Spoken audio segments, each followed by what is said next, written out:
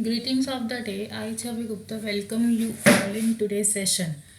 In the previous session, we have discussed about the types of reactions like combination reaction, decomposition reaction, and in the previous session, we have discussed about oxidation and reduction reaction. Now we will carry forward our topic with corrosion and density. Now, what do you mean by corrosion and what is density? Corrosion is slow destruction of metals. Please, there is a difference between the terms, so take care of that also. It says that slow destruction of metals due to their interaction with the environment. Now, here we are talking about metals. हम कह रहे हैं जब भी कोई metal खराब हो रहा है with the interaction of environment में क्या आता है आपका मॉइस्चर एयर. सो उसकी वजह से जब भी कोई मेटल खराब हो रहा है डिकम्पोज हो रहा है तो उसे हम क्या बोलेंगे corrosion. Corrosion takes place on the expose surface of metals. Means कि जो आपकी ऊपर वाली लेयर है मेटल की वही ख़राब होगी, इनर वाला ख़राब नहीं होगा. जब तक ऊपर वाली लेयर कम्प्लीटली ख़राब नहीं होती है, एक्सपोज डिकम्पोज नहीं होती, तब तक इनर वाले सरफेस पे कोई इफेक्ट नहीं है. But as soon as the expose layer, जो अपर लेयर है वो ख़राब हो जाते हैं, करोड हो जाते हैं, देन वो करोशन अंदर साइड मूव करना स्टार्ट करेगा. When the upper layer of the metal gets eaten up, then the inner surface of the metal gets exposed and the corrosion continues up to the certain depth. See, this is your corroded metal. Now, corrosion of metal takes place in the presence of moist air. Corrosion basically आपकी moist air में होती है. Moist air means that is presence of oxygen and water, which leads to the presence of water, moist air. Presence of electrolytes in water accelerates the corrosion process. Electrolytes means the ionic form which are present in water leads to the corrosion rate faster. This is an example where silver get tarnished, that is it lost its shine. Means कि जब आप नया नया silver खरीदते हैं, कोई भी ornament खरीदते हैं सिल्वर का, वो बहुत ज़्यादा शाइनी होता है. बट अगर कुछ टाइम की बात है आप उसे ओपन एयर में छोड़ते तो वो ब्लैक कलर में कन्वर्ट हो जाता है. This was all because of corrosion. So you can see that the original silver is very shiny, but after corrosion it becomes blackish. So it is known as tarnished one, which means the silver gets corroded. So here we have another term, rusting. It is not mentioned over here. Now for iron we specifically use a term rusting. For iron we use a term rusting, not corrosion, because in iron when the moisture attacks on it, it will convert into a reddish brown color which is known as rust, and this rust is your iron oxide. Next example is copper and brass. ना copper and brass में आप सबने देखा होगा जब आप अगर कोई स्पेक्स लगाता है आपके घर में या आप लगाते हैं, कुछ टाइम के बाद जो पीस स्पेक्स का नोज पे आता है with rubber covering, inside that you will see a green colour coating.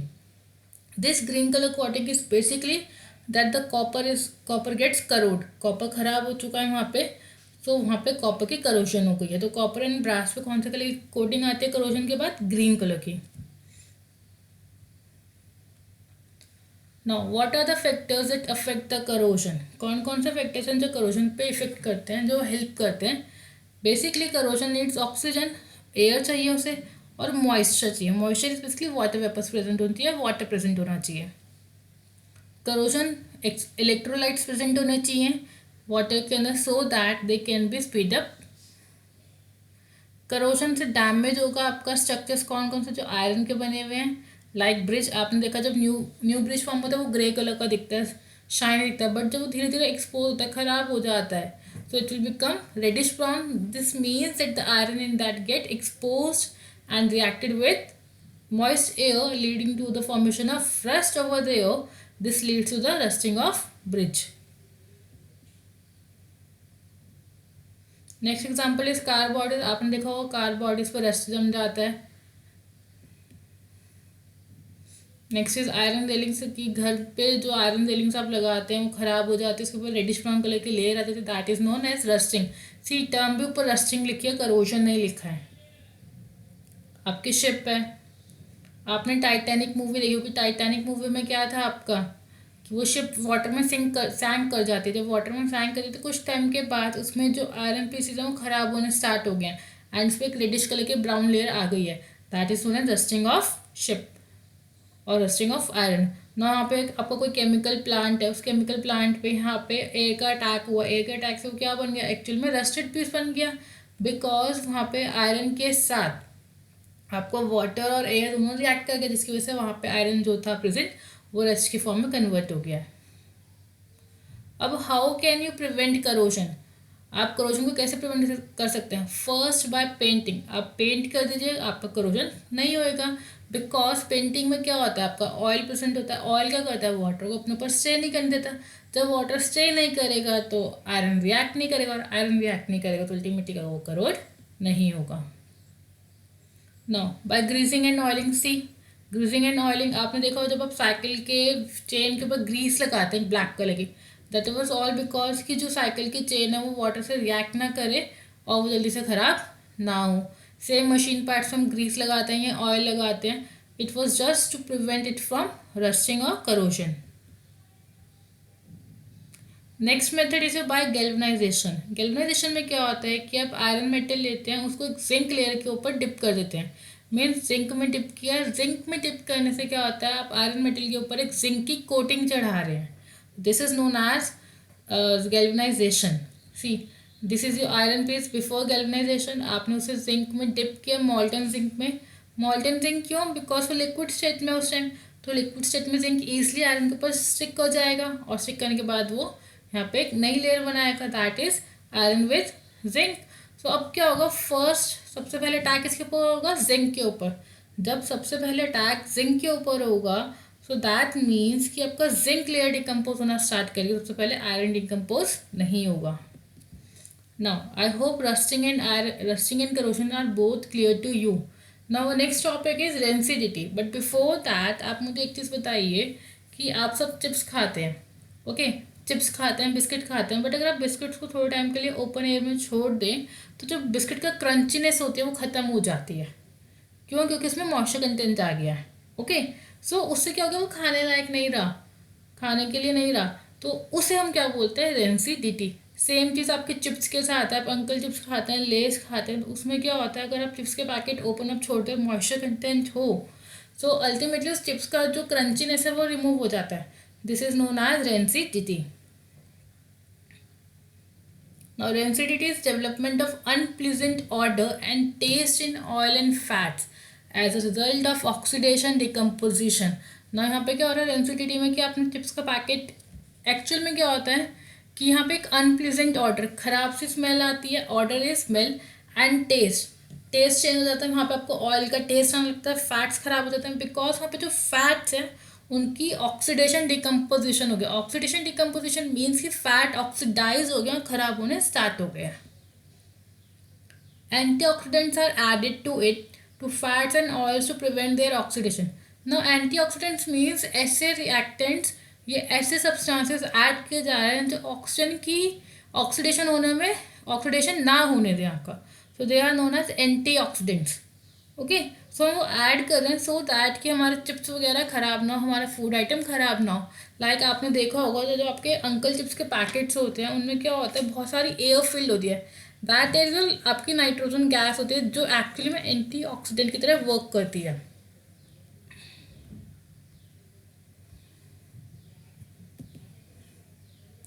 Next आप फूड को क्या करते हैं, एयर टाइट कंटेनर्स में रखते हैं सो दैट उनकी ऑक्सीडेशन थोड़ी कम हो। मम्मी कहती है ना बिस्किट्स को एयर टाइट कंटेनर में रखें, so that air tight container में क्या होगा, एयर जाएगी नहीं, जब एयर नहीं जाएगी तो वहाँ पे वो रिएक्शन नहीं होगा, और रिएक्शन होगा तो फूड ऑक्सीडाइज नहीं होगा, और फूड ऑक्सीडाइज नहीं होगा तो आपका रेंसिडिटी नहीं होगी। सेम चिप्स का एग्जाम्पल है कि flush bags of chips with N inert gas like nitrogen. Inert gas like nitrogen means कि आप जब N2 यूज़ करते हैं, नाइट्रोजन गैस हमेशा N2 की फॉर्म में एग्जिस्ट करती है, एंड इट इज़ इनर्ट, कि वो रिएक्टिव नहीं होती, जिसकी वजह से चिप्स आपके ऑक्सीडाइज नहीं होते। On keeping the food stuff in refrigerator, आप फूड स्टफ्स को रेफ्रिजरेटर में रखते हैं तो उनकी ऑक्सीडेशन थोड़ी कम हो जाती है, बिकॉज ऑक्सीडेशन होने के लिए भी एक प्रॉपर टेम्परेचर की नीड होती है, जब प्रॉपर टेम्परेचर ही नहीं है तो वहाँ पे ऑक्सीडेशन थोड़ा कम होगा। तभी आपने देखा होगा फूड रेफ्रिजरेट किया जाता है तो उसमें आपका फूड थोड़े लॉन्ग टर्म के लिए यूज़ हो जाता है, बट अगर आप उसे प्रॉपरली ऑक्सीडाइज, अगर आप उसे रेफ्रिजरेट नहीं करते, टेम्परेचर कम नहीं करते, तो उससे क्या होता है आपका फूड जल्दी स्पॉइल हो जाता है। Now, now see a video on corrosion of metals.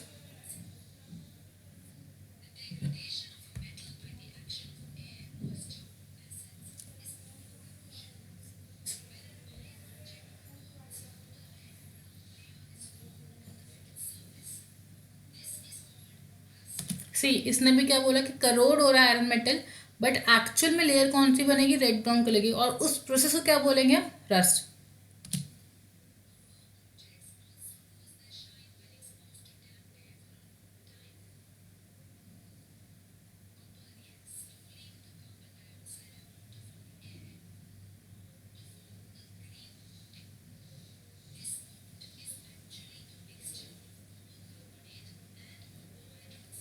ना एक्चुअल में कॉपर वेसल्स भी खराब हो रहे हैं आपके, वहाँ पे भी करोजन हो रहा है, वहाँ पे ग्रीन कलर की कोटिंग आ रही है. अब क्या होता है यहाँ पे कॉपर, कॉपर कार्बोनेट और कॉपर हाइड्रोक्साइड के साथ रिएक्ट करता है ताकि वहाँ पे ग्रीन कलर के सब्सटेंस डेवलप हो जाए, वहाँ पे ग्रीन कलर की कोटिंग आ जाए, and it is known as corrosion of copper.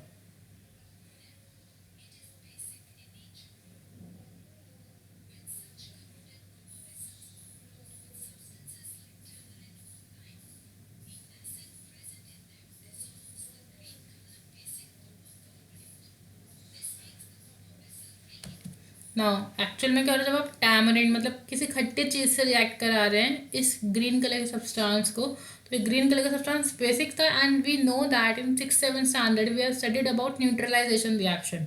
What was that, when you react an acid with a base it gives you a salt, and here we have a salt.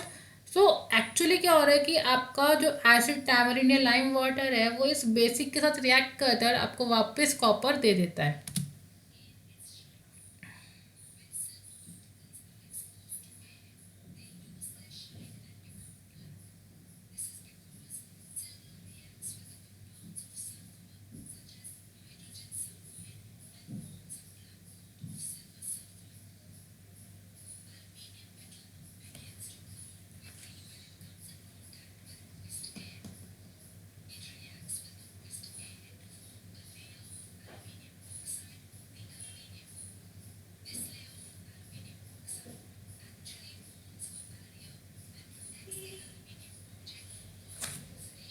No, if you have a thick layer of aluminum oxide, then actually what will happen, वो oxidation से रोक देगा and आपका aluminium खराब नहीं होगा.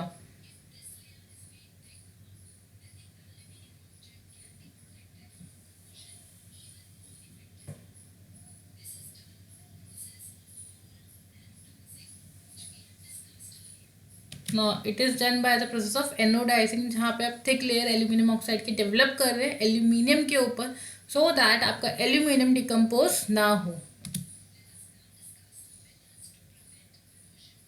Now what we have studied that what is corrosion, and we know that corrosion से हमारे ऑब्जेक्ट्स खराब हो रहे हैं, so we want that the corrosion should be stopped और should be at a lower rate. So what are the methods to prevent corrosion.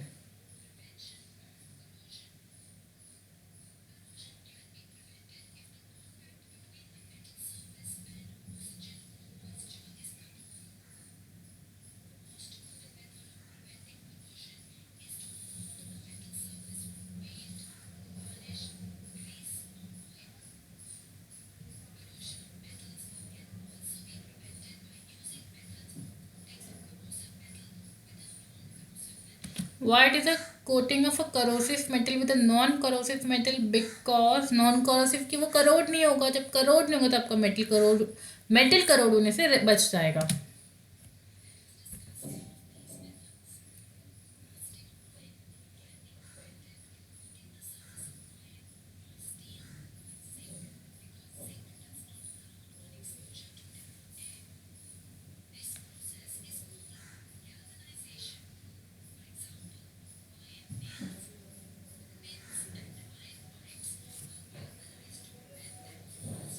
Now see, आपने देखा है कि आयरन के ऊपर आपने ग्रे कलर की कोटिंग चढ़ा दी, एंड सी इस वाले डायग्राम में आपको दिख रहा है कि आयरन ब्लैक कलर का है. जब आपने जिंक की कोटिंग चढ़ा तो जिंक की एक अलग लेयर बन गई जिसकी वजह से वो करोड नहीं होगा, एंड इसको हम बोलते हैं galvanisation.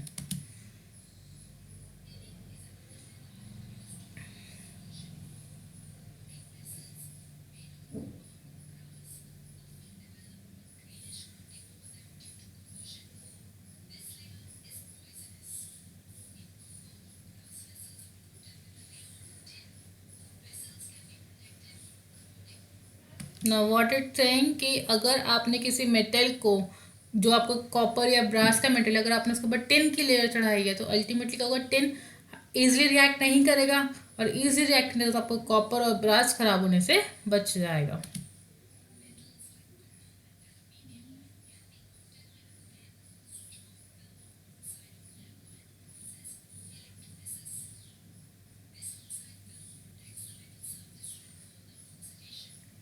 How it prevents, basically क्या होगा कि पहले ऑक्साइड की लेयर को आपको रिमूव करना पड़ेगा। अगर आपको करोड कराना है किसी मटेरियल को, आपको ऑक्साइड की लेयर यूज़ करनी पड़ेगी। पहले आपको ऑक्साइड की लेयर हटानी पड़ेगी, जब तक ऑक्साइड की लेयर हटेगी नहीं तब तक आपका कोई भी कॉपर या एल्यूमिनियम का सब्सटेंस डिकम्पोज या करोड नहीं होगा।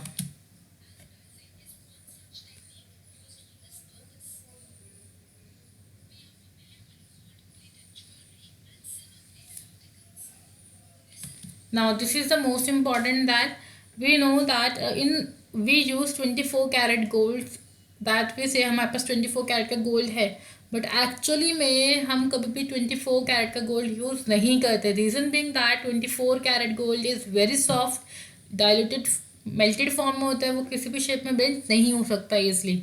सो उसके लिए हम क्या करते हैं, उसके अंदर मेटल मिक्स करते हैं। ओके, सो अल्टीमेटली कहते हैं गोल्ड ईजिली ख़राब नहीं होता उससे।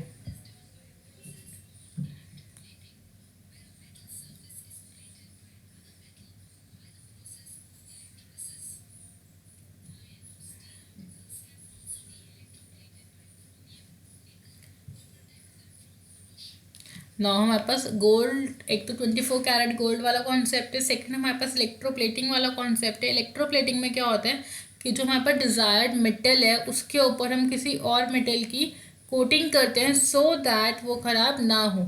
गैल्वेनाइजेशन में हम जिंक की कोटिंग कर रहे हैं, इलेक्ट्रोप्लेटिंग में हम किसी और मेटल की कोटिंग कर रहे हैं, लाइक आयरन और स्टील के ऊपर हम क्रोमियम की या निकल की कोटिंग कर रहे हैं, तो this is known as electroplating.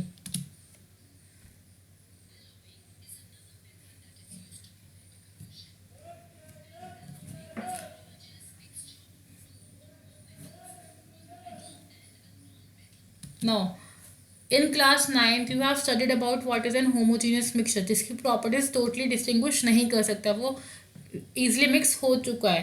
Like air आपका होमोजीनियस मिक्सचर है तो वो एक अलॉय हो गया। सो यहाँ पे अलॉय क्या है कि आप दो या दो से ज़्यादा मेटल्स आपस में कंबाइन करा रहे हैं सो दैट उनकी प्रॉपर्टीज़ में कुछ चेंज आ जाए, जो और हमें डिज़ायर्ड मटेरियल चाहिए वो हमें मिल जाए। लाइक फॉर एग्जांपल आपको पता है कि आयरन को अगर हम रेगुलरली वॉश करेंगे तो वो ख़राब हो जाएगा। ठीक है, तो हमने क्या किया, आयरन के अंदर हमने निकल क्रोमियम ऐड किया, तो उससे क्या हो रहा है कि हमारे पास एक नई वेराइटी निकली है, that is your steel, and then stainless steel you can say. So ultimately stainless steel की ड्यूरेबिलिटी ज़्यादा है, वो ईजिली करोड नहीं होता, उसके ऊपर जितना मर्जी आप वाटर से वॉश कर लीजिए। एंड स्टेनलेस स्टील, जो बर्तन जो यूटेंसिल्स आप घर में यूज़ कर रहे हैं वो आपका स्टेनलेस स्टील है, वो एक तरह का एलॉय है जो आयरन के साथ मिक्स किया गया है।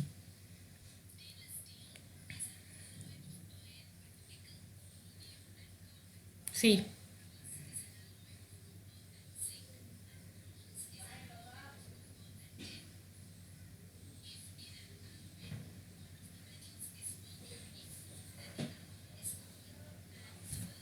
ना अगर आप किसी भी एलॉय में मरकरी मिक्स कर रहे हैं, अगर आप एलॉय बना रहे हैं एंड उस एलॉय में एक सब्सटेंस आपका मरकरी है, so it is known as amalgam.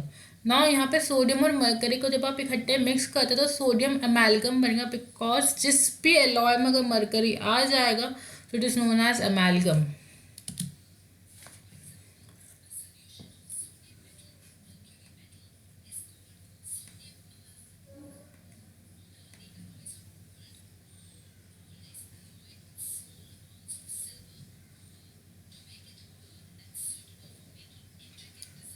C,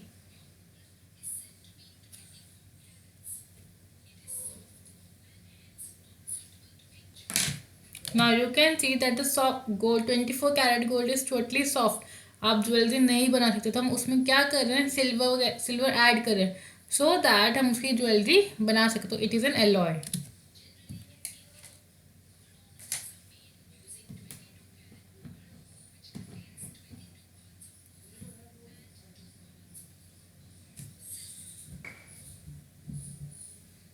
I hope this is clear to you. In the previous class, I have given you some questions, so we will discuss that. That is, in a reaction hydrogen plus oxygen, you will get water. Hydrogen and oxygen are called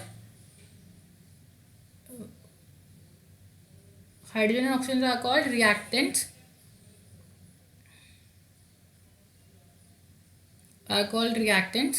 Now, when a small quantity of water is added to quicklime, जब आप एक small quantity of water को add करते हैं quick lime के अंदर, आपके पास क्या निकलती है? Large amount of gas is evolve out.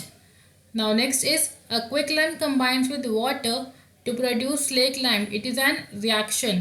जब आप क्विक लाइम के अंदर वाटर ऐड करते हैं तो वो स्लेक लाइम प्रोड्यूस करता है. वो कैसी रिएक्शन है आपकी? एक्सोथर्मिक रिएक्शन है. Now when silver nitrate solution को आप मिक्स करते हैं सॉल्यूशन ऑफ सोडियम क्लोराइड, आपके पास एक वाइट कलर का प्रेसिपिटेट बनता है. So it is your product and which is a white colour product. This is AgCl which is formed over here. Now the reactions in which heat is absorbed. ऐसी reaction जिसमें heat absorb होती है, it is known as endothermic reactions. And changes in which the composition and chemical properties of a substance get changed and one or more new substances are formed are called chemical changes. I hope this was the questions that were given to you. That's all for today. Thank you.